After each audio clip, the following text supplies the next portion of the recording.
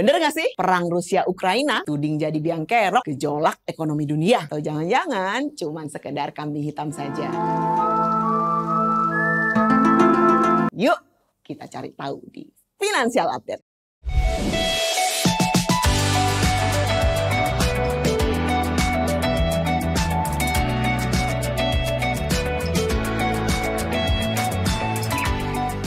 Sering nggak sih kalian dengar atau baca tentang perang Rusia-Ukraina itu dituding jadi penyebab resesi global? Seperti yang kita tahu ya, perang Rusia-Ukraina itu banyak hal yang terjadi di situ. Perang Rusia-Ukraina ini pengaruhnya terhadap global cukup besar. Pertama, Rusia itu memiliki sumber daya, minyak bumi, gas, batu bara yang sangat besar, dan itu disuplai juga untuk global. Kalau untuk Ukraina sendiri, dia itu memang penyedia untuk komoditi. Jadi dia itu mensuplai kurang lebih ada sekitar 40% kebutuhan gandum di seluruh dunia. Kalau misalnya Rusia sama Ukraina lagi perang, otomatis negaranya jadi tidak aman.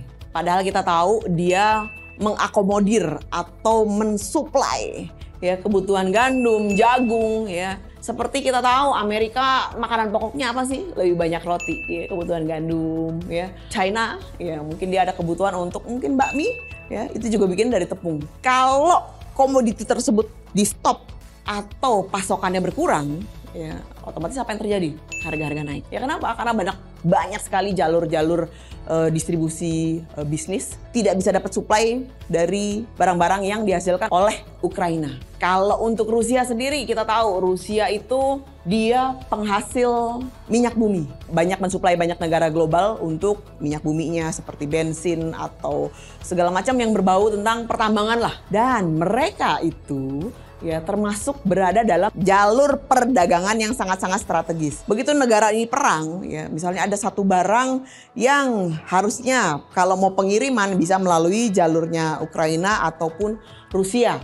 Begitu perang, jalurnya tutup, nggak boleh lewat. Dia harus muter. Otomatis biaya untuk operasional, biaya untuk pengiriman yang akan bertambah. Sehingga apa ya, pada saat di ujung harganya sudah lebih mahal lagi. Lalu ada lagi pembatasan ekspor impor. Tentu saja begitu negara dalam keadaan kondisi kritis atau genting pada saat lagi perang, pintu mereka untuk jualan ya ke luar negeri ataupun dari luar masuk ke dalam itu akan sangat dibatasi. Nggak boleh ada barang masuk. Kenapa? Nanti takutnya ada ya kirimnya mungkin makanan tapi di bawahnya mungkin ada senjata ya. Who knows ya, kita nggak tahu. Akan ada pembatasan ekspor maupun impornya. Perang Rusia-Ukraina ya banyak negara-negara baik itu blok barat maupun negara-negara non-blok bersepakat untuk berkumpul jadi satu untuk mengevaluasi. Ini kira-kira Rusia sama Ukraina mau sampai kapan? Ini akan sangat mengganggu perdagangan kita semua. Perang Rusia-Ukraina walaupun yang perang mereka, tapi kok repotnya ke kita ya, karena memang kita kerjasama dari berbagai negara global.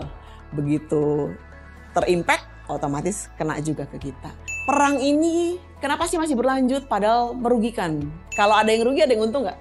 Ada. Kalau keuntungannya menurut dia ini masih sangat bisa dipertahankan ya dalam tanda kutip ya, walaupun sebenarnya tidak baik ya secara global, tapi kalau buat dia menguntungkan, why not? Dia akan pancing mulu gitu untuk ya bikin konflik atau segala macam yang bisa mempengaruhi pendapatannya dia sendiri. Dari konflik Rusia-Ukraina ini, apakah semuanya memberikan efek negatif? Ya tidak semua sih. Kalau efeknya bagi Indonesia ya, kalau secara makro, ekonomi makro ya secara Indonesia, secara global, ya mungkin pengaruhnya dari neraca perdagangan kita. Akan ada batasan-batasan, termasuk bikin resesinya juga. Begitu resesi, otomatis Indonesia sendiri harus punya diversifikasi kemana negara tujuan lain mengekspor selain ke negara-negara yang berkonflik atau yang lagi kena resesi. Karena begitu mereka resesi, hutangnya lebih banyak, apa yang terjadi? Dia akan lebih fokus untuk negara dia sendiri dulu gitu loh. Dia akan batasi gitu loh untuk perdagangan ekspor impornya.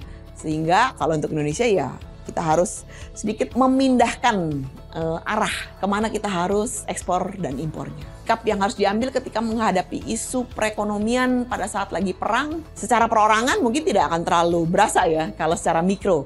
Kita ngomongin ekonomi makro dan ekonomi mikro. Kalau makro secara global Indonesia, tugasnya pemerintah juga. Tapi kalau secara langsung ke individu, ya ke perorangan, mungkin efeknya ya harga barang mungkin ada yang mahal, ada yang naik. harga dolar mungkin ikut naik juga kekerek, atau investasinya jadi lebih macam-macam. Who knows ya? Sikap yang harus diambil ketika menghadapi isu perekonomian, di setiap isu, di setiap kejadian itu selalu ada kesempatan. Ya, ada sesuatu barang yang tiba-tiba harganya lebih mahal. Ya, kita ini kan Indonesia sangat-sangat kreatif. Bikinlah produk sejenis ya, atau produk yang kira-kira fungsinya sama ya, tapi kreativitas sendiri dan bisa dijual dan bisa digunakan untuk kita semua. Sekian informasi kali ini, semoga bisa membantu dan menambah informasi teman-teman semua. Saya Imei Wong, pamit undur.